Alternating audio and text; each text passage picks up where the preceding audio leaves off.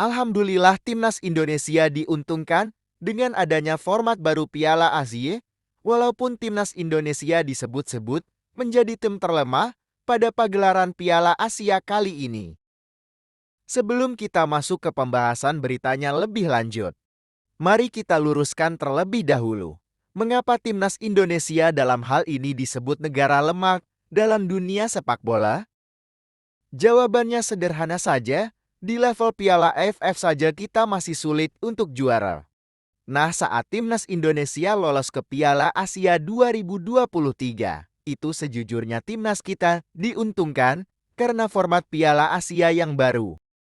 Tanpa mengesampingkan kualitas timnas Indonesia, format baru ini dulu pernah meloloskan negara yang sering dikalahkan oleh timnas Indonesia, seperti Filipina ke Piala Asia.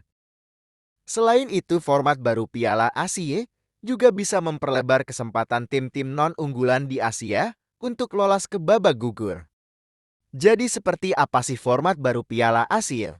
Lalu apa yang membuatnya menguntungkan bagi negara lemah seperti Indonesia? 2014 silam Konfederasi Sepak Bola Asia atau AFC punya rencana agar Piala Asia tidak hanya diikuti oleh 16 negara saja, melainkan diikuti oleh 24 tim nasional. Presiden AFC Sheikh Salman bin Ibrahim Al Khalifah meyakini perubahan format ini akan menguntungkan anggota asosiasi. Format ini kemudian disepakati oleh Komite Eksekutif AFC dan mulai diterapkan sejak Piala Asia tahun 2019 lalu. Yang dimana format baru Piala Asia ini menggunakan 5 tahapan. Kelima tahapan kejuaraan itu adalah babak grup, babak 16 besar, babak 8 besar, babak semifinal, dan babak final. Pada tahapan awal 24 peserta dibagi dalam 6 grup. Dari 6 grup ini juara dan runner-up otomatis lolos ke babak 16 besar. Artinya akan ada 12 tim yang lolos otomatis serta diberlakukan tak 4 peringkat 3 terbaik. Untuk menggenapkan 16 tim nasional akan bertarung di babak 16 besar. Hal ini yang membuat negara-negara non-unggulan seperti timnas Indonesia jadi punya peluang lolos babak gugur makin lebar. Berkaca dari edisi Piala Asia tahun 2004 dan tahun 2007, timnas Indonesia selalu menempati peringkat ketiga. Terlepas nantinya timnas Garuda tergabung di grup berat atau tidak, kesempatan untuk lolos jadi sangat terbuka.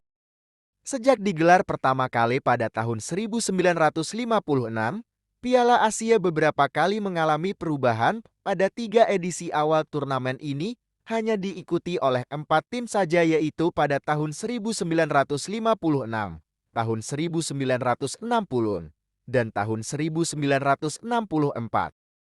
Mulai edisi tahun 1968 jumlah peserta ditambah menjadi 5 tim. Kemudian pada tahun 1972 jumlah peserta ditambah lagi menjadi 6 tim, dengan 6 tim kontestan dibagi ke dalam 2 grup. Mulai tahun 1980 format kompetisi masih sama, namun jumlah peserta menjadi 10 tim, setelahnya langsung babak semifinal dan babak final.